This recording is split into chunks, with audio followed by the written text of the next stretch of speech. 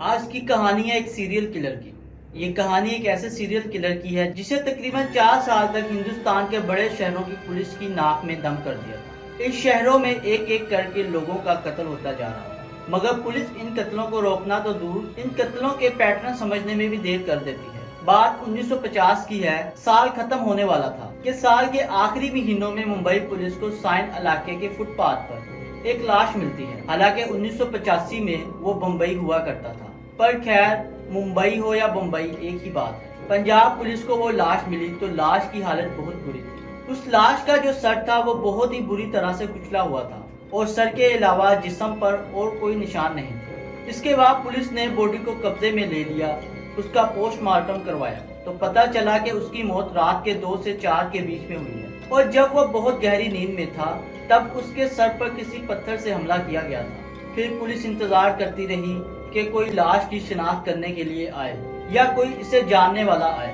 پر کافی دن گزر جاتے ہیں اور کوئی نہیں آتا۔ پھر پولیس لاش کی تجہیز و تکفین کر دیتی ہے اور اس کے بعد اس کی چھان بین ٹھنڈی پڑ جاتی ہے۔ کچھ مہینوں کی خاموشی کے بعد پولیس کو اسی سائن علاقے میں ایک دوسری لاش ملتی ہے۔ وہ لاش بھی فٹ پاتھ پر ملی اور اس کے کپڑوں سے بھی لگ رہا تھا کہ وہ بہت ہی غریب ہے اور اس کا سر بھی بہت ہی برے طریقے سے کچلا ہوا تھا، مگر اس ٹائم تک پولیس یہ بھول چکی تھی کہ بالکل ویسے ہی لاش اس سے کچھ مہینوں پہلے بھی ملی تھی اور دونوں کا کوئی کنیکشن بھی ہو سکتا ہے، اور پولیس کوئی کنیکشن نہیں جوڑتی اور کچھ دنوں کے بعد یہ بات ادھر ادھر ہو جاتی ہے۔ اس کے بعد کچھ مہینے اور گزر جاتے ہیں اور اب پولیس کو ممبئی میں ہی کنگ سرکل نام کے علاقے سے ایک تیسری لاش اور ملتی ہے اور پولیس وہاں پہنچ جاتی ہے اور لاش کو اپنے قبضے میں لے لیتی ہے۔ اس لاش کی بھی وہی حالت تھی، فٹ پاتھ کے کسی کونے میں پڑا ایک غریب آدمی جس کا سر بہت بری طرح کچلا ہوا ہے۔ تو جب سائن کے ایک ہی علاقے میں ملی 2 لاشوں میں وہاں کی پولیس کوئی ثبوت نہیں جوڑ پائی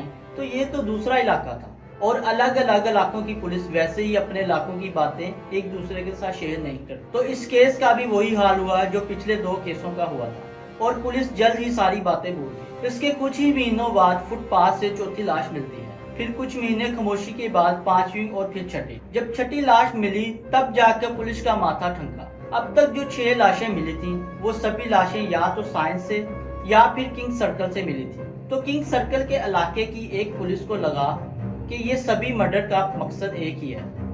اس کے بعد جب انہوں نے انویسٹیگیشن کی تو پتہ چلا کہ سائن علاقے میں بھی فٹ پاتھ سے اس طرح کی کچھ لاشیں ملی ہیں، اور تب جا کر پولیس نے ساری جانچ کرنی شروع کی تو پتہ چلا کہ یہ سارا سیریل کلر کا معاملہ ہے، اور اب تک جتنی بھی لاشیں ملی تھیں سبھی میں تو بہت ساری چیزیں کامن تھیں، جیسا کہ سبھی لوگ فٹ پاتھ پر سونے والے، بے حد غریب، کچرا اٹھانے والے، مزدوری کرنے والے یا پھر نشئی تھے۔ دوسرا کہ کسی کا بھی کوئی آگے پیچھے نہیں تھا، نہ کوئی فیملی، نہ کوئی دوست، اور نہ ہی کوئی ایسا جاننے والا جو ان لاشوں کی شناخت کر سکے۔ تیسرا کہ سبھی کے سبھی لوگوں کو پتھر سے کچلا گیا تھا، اور وہ بھی کوئی معمولی پتھر سے نہیں بلکہ کسی بھاری پتھر سے۔ اور چوتھا، سبھی کی موت رات کے قریب 2 سے 4 بجے کے درمیان ہوئی تھی اور سبھی کے اوپر سوتے وقت ہی حملہ کیا گیا تھا۔ ان لاشوں کو برآمد کرتے وقت کے دوران پولیس کو لاش کے پاس ایک پتھر بھی ملا تھا جس پر خون لگا ہوا تھا، اور جب اس پتھر کی جانچ کی گئی تو اس کا وزن 30 کلو نکلا۔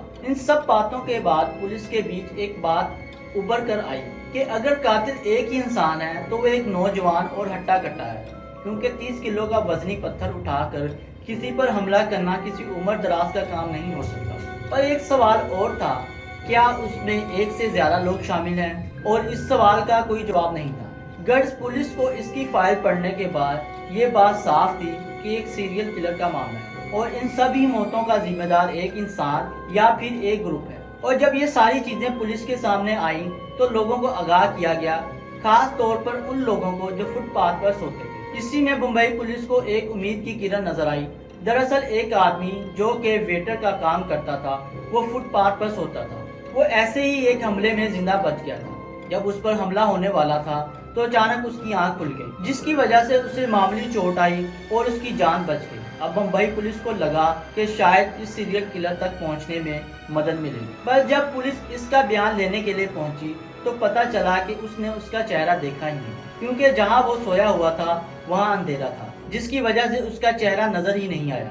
ممبئی پولیس کے چہرے پر جو چمک آئی تھی وہ تھوڑی دیر کے لیے ہی اب وہ مایوسی میں بدل گئی تھی، پر پولیس نے اپنی جانچ جاری رکھی और रात को अपनी पेट्रोलिंग को और बढ़ा दिया, मगर कोई फायदा नहीं हुआ और कुछ ही दिनों बाद 7वीं लाश भी सामने आ गई और ऐसा करते करते साल 1985 से साल 1988 आ गया। इन 3 सालों के दौरान मुंबई पुलिस फुटपाथ से 12 लाशें बटोर चुकी थी, मगर 1988 के लास्ट में जब उन्हें 12वीं लाश मिली, उसके बाद अचानक से सिलसिला रुक गया। पिछले 3 सालों से हर 2-4 महीने में एक लाश फुटपाथ से मिल रही थी, वो चीज अब रुक गई। अब तकरीबन 7-8 महीने हो गए थे कुछ ऐसा हादसा हुए।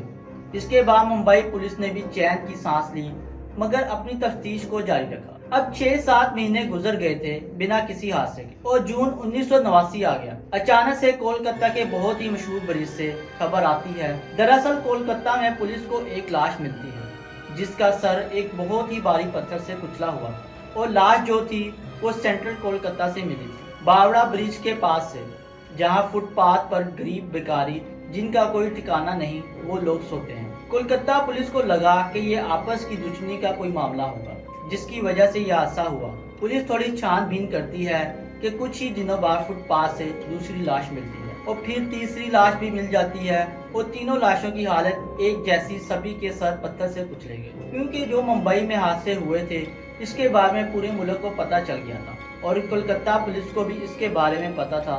उन्होंने भी मुंबई की सारी कहानियां पढ़ रखी तो वो फौरन अलर्ट हो गई। ऐसी खबरें मीडिया पर ज्यादा दिन नहीं छुपती, तो कोलकाता के इंग्लिश न्यूज पेपर ने इस न्यूज को अपने फ्रंट पेज पर छाप दिया। तब जाकर पहली बार इस कातिल का एक नाम सामने आया, स्टून मैन। हालांकि ये उसका ऑफिशियल नाम नहीं था, पर मुल्क में इस गुमनाम कातिल को हर कोई स्टून मैन से ही जानने लगा था। बाद में कोलकाता पुलिस और मुंबई पुलिस ने ज्वाइंट इन्वेस्टिगेशन ऑपरेशन शुरू किया, जिससे ये बात सामने आई कि एक साइको किलर था। इसके कत्ल करने की कोई वजह या कोई मकसद सामने नहीं आया, या फिर ऐसा हो सकता था कि इसे फुटपाथ पर सोने वाले लोगों से नफरत थी, या इसके साथ कोई ऐसा हादसा हुआ होगा जिसकी वजह से वो ये कत्ल करता था। मैं उम्मीद करता हूँ कि आपको ये कहानी पसंद आई होगी। अगर पसंद आई है तो अपनी राय का इज़हार कमेंट सेक्शन में जरूर कीजिएगा। आप लोगों के साथ मुलाकात होगी अगली वीडियो में, तब तक के लिए अपना ख्याल रखिएगा।